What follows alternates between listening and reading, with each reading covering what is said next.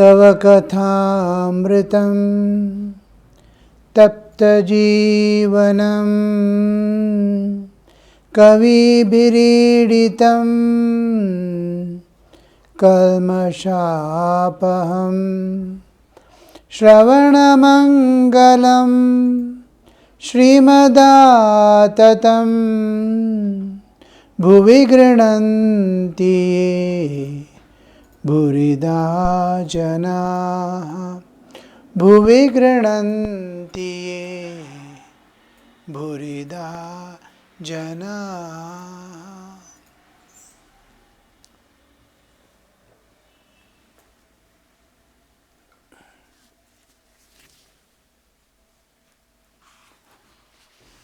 So, coming back to Sri Ramakrishna's Gospel of Sri Ramakrishna.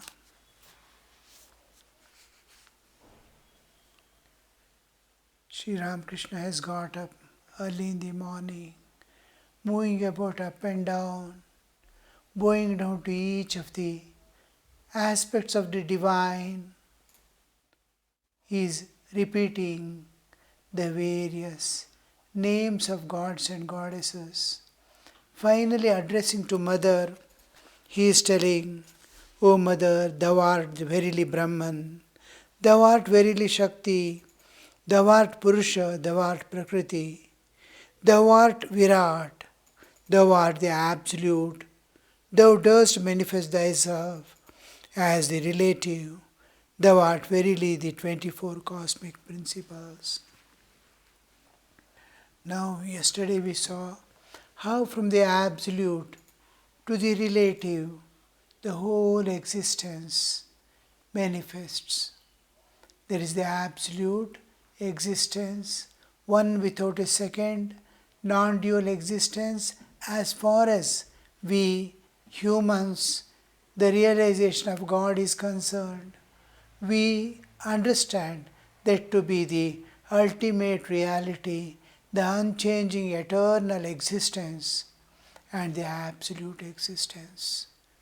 This is the highest thing man in his bodily existence can realize God to be. Sri Ramakrishna says, He is Saguna Sakara with form and with attributes and beyond the Nirguna Nirakara, without form, without any qualities or attributes. And he is beyond those two. This has not been described anywhere. Beyond the manifest and the unmanifest. God exists beyond the manifest and unmanifest. It cannot be conceived what God is.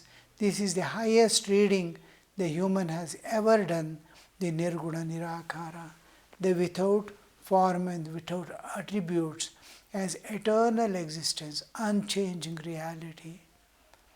So from there we descend to the little by little understanding, to the physical level of our universal consciousness.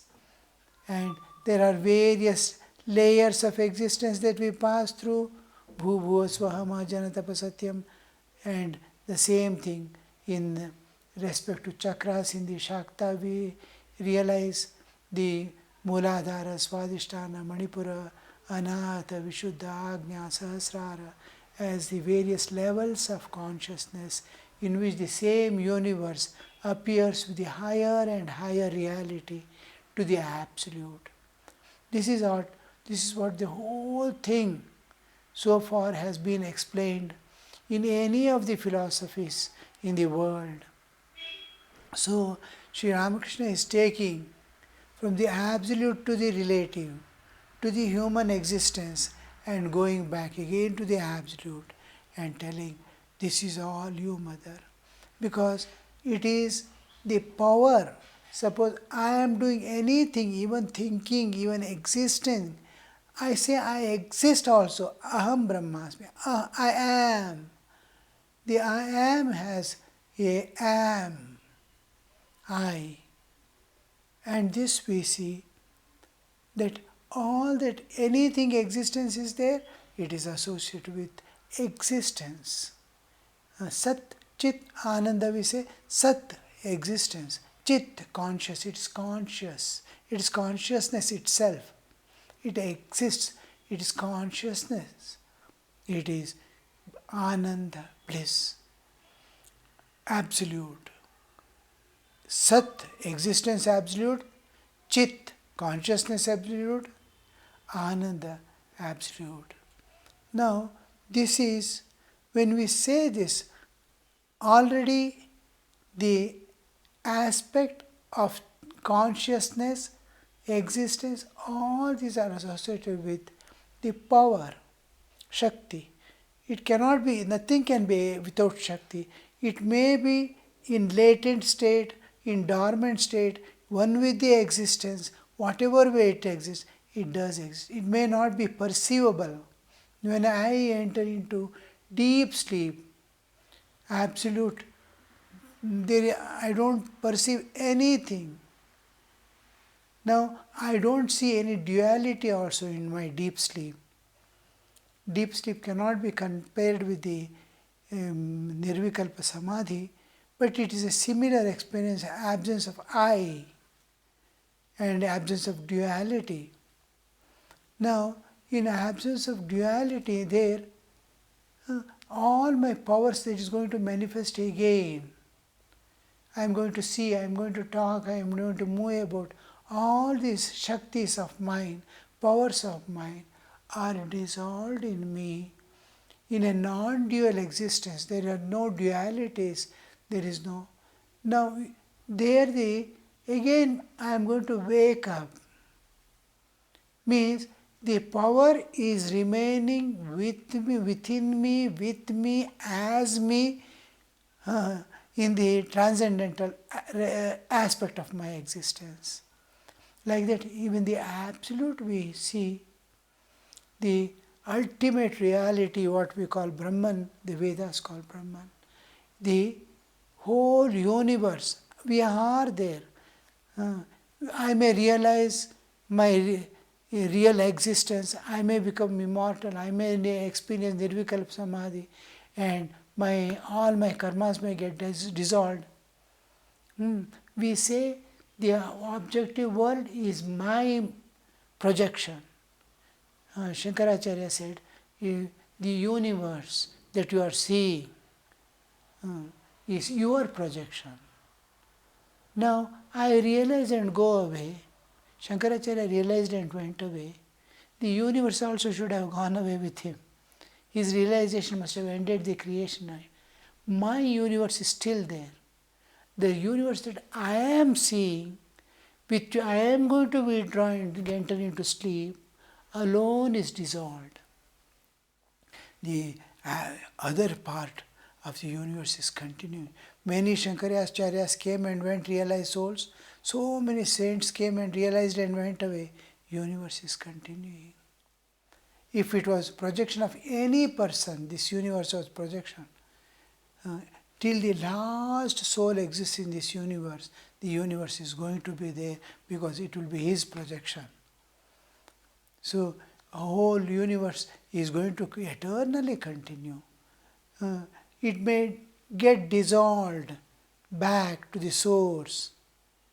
Pralaya, Srishti Sthiti Pralaya cycle go on and on and on.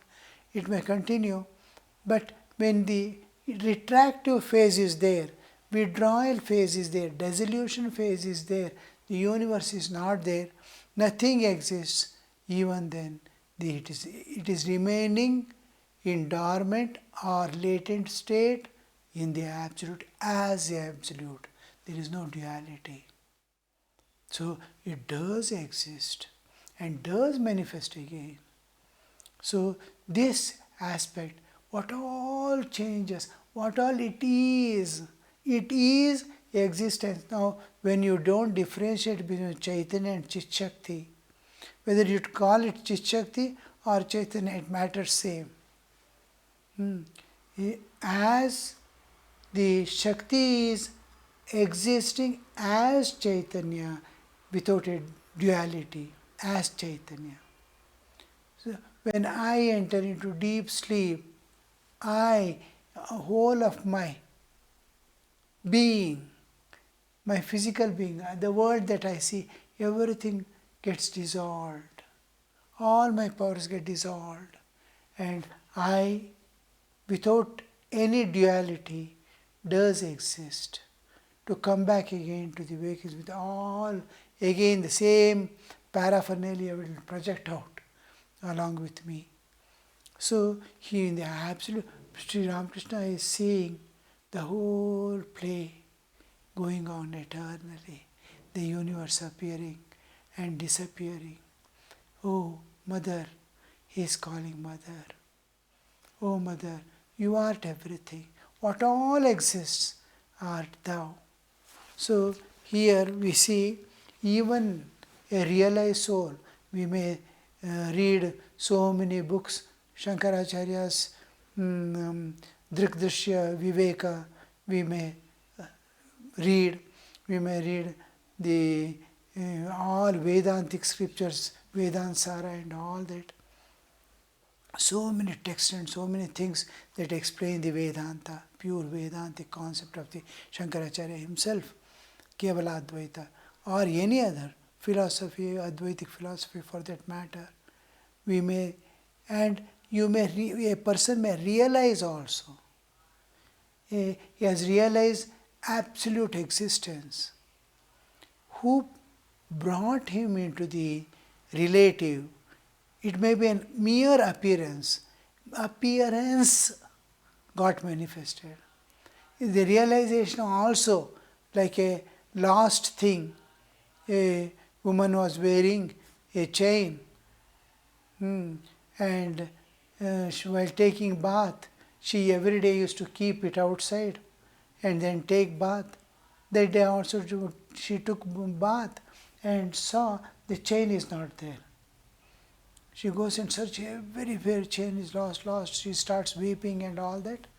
And finally, when husband comes and sees, why are you weeping like this? She says, I have lost my golden chain. He says, which chain? What I used to wear every day. It is here on your neck.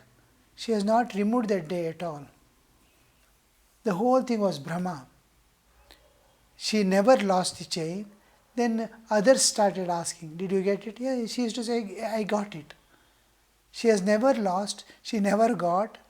That is the example we give for realization of the Vedantic truth. I was never born, I never existed. This was all play going on like a dream. It was mere appearance, and I was, when the bodily existence, I was thinking I was bound and movable. When I was doing so much of sadhana for realizing God, all that what happened was like a dream. And I am unaffected by the play that went on. The screen alone is real. The play that was going on the TV was all unreal. So that way I may say I am Brahman. The appearance existed, appearance manifested. And realization was there. He realized his own self. He realized that he is Brahman. This bondage and realization, though it is false, did exist. Dream did exist. I experienced the dream. Even when I experienced, it was not there, the dream world was not there, yet I experienced that Brahma itself was there. That world, I am experiencing a dream world in dream. When I am asleep, I am experiencing a dream. Dream world was not there. Mind created it. Mind created that world. And I participated. The story went on. It is appearance, but did it not? Was it false? No. The dream itself was. Dream experience was real. Dream came. Dream saw, we experienced. When we wake up, the dream world was not there. And we understood that dream world was not there when I saw the dream also. Everything. but the whole episode has happened. This is what we call Maya. The appearance and the whole thing. Who is making this all play go on? Mind has its own capacity to create. It has the power to create a dream world and present, make you participate in it. The whole play goes on. The mind itself has the power to manifest. Mind has the power to make you involved in that dream and experience the experience. Mind has the power to release you from the dream and understand that was not there. Mind has that powers. The power, the Shakti. The Shakti is there. The universe that came in the dream, dream world was created by that Shakti. Shakti had become that dream world. Shakti disappeared. Shakti became Shakti again. How they manifested? Now Sri Ramakrishna is telling, oh, all this was you. The realization was you, the dream was you, the universe was you, everything that was you, Mother. So here we see Sri Ramakrishna telling, Thou art verily Brahman, Thou art verily Shakti. Thou art Purusha, Thou art Prakriti, Thou art Virat. Whatever we may say, the Nirvikalpa, we realize our real truth that the world never existed, nor did I existed. There was only Brahman was there. The whole play was going on. The play was going on and I was involved. That much part is true, and the world is eternally going on. It is not that I came and I went away, the dream day ended. No, it is eternally continuing. A power is making all that possible. That power, the Purusha, Prakriti, Thou art Virat, the whole process of creation, whole process of manifestation of the dream world. And if you call it dream world, if you call it a real happening and real mukti also, the dream was real, dream's disappearance was real, dream's appearance was real. If you say also, it dissolved, it projected, it dissolved, doesn't matter. Everything is same. So the whole thing is the you manifest. Thou art the absolute. Thou does manifest thyself as relative.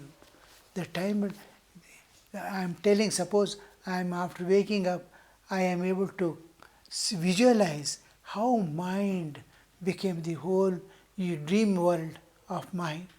And I am addressing the mind, oh mind, it was you.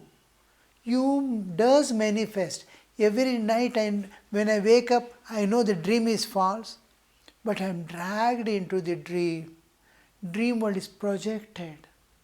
You does, I tell to my mind, you does manifest as the dream world. If you call it dream, this universe as dream world, equal to dream, then Vedanta. There is other aspects of Vedanta. Vedanta doesn't end with the Advaitic Vedanta alone.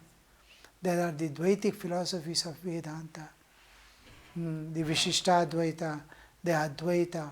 All these philosophies constitute this same thing.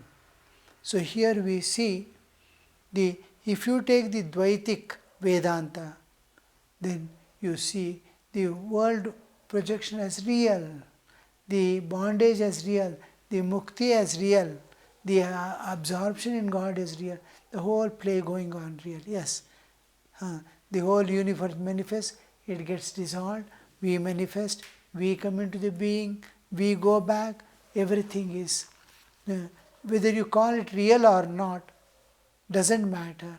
You call it dream also, doesn't matter. We are going to realize God. But a realizer is there, realized state is there of Jivan Mukta state and all that. Then you have to accept there is a power which is independent of our realization, is working eternally, which Sri Ramakrishna calls the Divine Mother. The whole, you see, from the creation, the whole universe dissolving in the absolute and becoming non-dual existence without anything, and slowly the ripples of love separating after a particular, then it becoming wavy, the paranada, then it is condensing. A whole play of mother is going on. It is, we call it lasya. The creation is compared to the lasya, the dancing of a girl, woman. Women dancing is called lasya, man dancing is called tandava. It will be wild, little. This will be smooth. The whole creation beginning, it is beautiful formation of the universe. Then it condenses, the motherhood awakens in that paranada. Oh, I must become many. I must become the universe which was there, which has dissolved. I have to become again. That motherhood makes it condense and project within, because duality is not there in the absolute. The duality cannot be there. The Divine Mother, the Shakti projects within itself the duality of as the universe, the whole manifestation. Now the 24 cosmic principles, Akasha, Akashad, Vayu, Vayu, Agni, Agni, Rapa, Advya, Prithivi, the 5, its counterparts, the Shabda, Sparsha, Rupa, Rasa, Gandha, the 5 principles. Then according to Sankhya philosophy is taken and absorbed by all philosophies. It is the basis of whole of the Indian philosophy, whether we take Dvaita, Shishta, or any other philosophies also. We take this Sankhya philosophy as the basis. The Advaita may not accept duality in the absolute, like Sankhya, Prakriti and Purusha, but the two merging in one absolute existence. Till then it is accepted. Then there are two eternal realities, the Sankhya say, the Prakriti and Purusha. Here they don't. In Advaita they combine these two and say it is one. One. Then one is becoming two. Two is becoming a multiple universe. The illumination, the power, in the one to become many. There is the power, Shakti. Shakti is manifesting to become one. There is illumination in that. There is the light, there is understanding, there is consciousness. But this is not the consciousness that is, according to Sankhya philosophy, it is not the consciousness that is going to manifest. It is the power, Shakti is going to manifest, and they are unrelated to each other. It can find its Chaitanya can find its own, the consciousness, pure consciousness can find its own existence independent of Prakriti. To separate from the Prakriti and be the Chaitanya, eternal being, is the Sankhya philosophy. And here we see this light of this in the Shakti, the illumination, the understand. This first principle with which the universe is going to form, we call Mahat. The Mahat in Sankhya philosophy, Mahat. And then from Mahat, the Ahankara comes. Then the Buddhi comes. These are all at cosmic levels. In Sankhya in Vedanta philosophy, we take Pancha Jnanendriya, Pancha Karmendriya, Pancha Prana, then the 5 principles, Shabda, Sparsha, Rupa, Rasa, Gandha, and then we Mana, Buddhi, Chitta, Ahankara, we don't separate. Buddhi is the Ahankara is Antargata with the Buddhi, and Manas and Chitta we consider as one entity. So Panchagna, Panchakarma, Panchaprana, Buddhi Manas, only Buddhi Manas we take into picture. In Sakya, the Mahat, the illuminating power with which the whole thing is going to manifest, Mahat, then comes the Ahankara, the cosmic I. The same thing in Paranada, what we say, I am going to become many. That ideation, before the ideation comes into picture, there is the illumination. The power of the, as if it is, many times we mistake that Mahat to be the consciousness, Chaitanya. But they differentiate Mahatma. This is an understanding at material level. This is at conscious level. The Shakti, they separate. The Prakriti. This Prakriti, the consciousness in its nature, the nature can be separated. I have my nature. The nature can be separated from me. That is the concept there in the Sakya we follow. This nature is self-consciousness to manifest. This is not the conscious Shuddha Chaitanya. This they call Mahat. Mahat is conscious illumination that is going to manifest itself. It has the power to manifest itself into, multiply itself into multifarious universe, varieties. So from there, the buddhi comes into picture there. Ahankara, the I am going to become many, that I. The ideation is manifesting, because from the I, everything has to come. From I, that then the buddhi comes into picture, the cosmic intelligence which is going to manipulate and make the art a particular way of manifestations. Each creation, each cycle is totally independent, no protocol. It has its own way to go. It's a power. You cannot say last cycle has become like this cycle is going to become in the same pattern. No. It will have an entirely different way of, it has its own way of going, these powers. So Ahankara, then the buddhi. This buddhi is what going to manifest in various ways. So the buddhi, then the one by one evolutes, begin from there. Then next comes manas, mind. In Sankhya philosophy, in Vedanta, we slightly differ these things. From buddhi, manas comes into picture.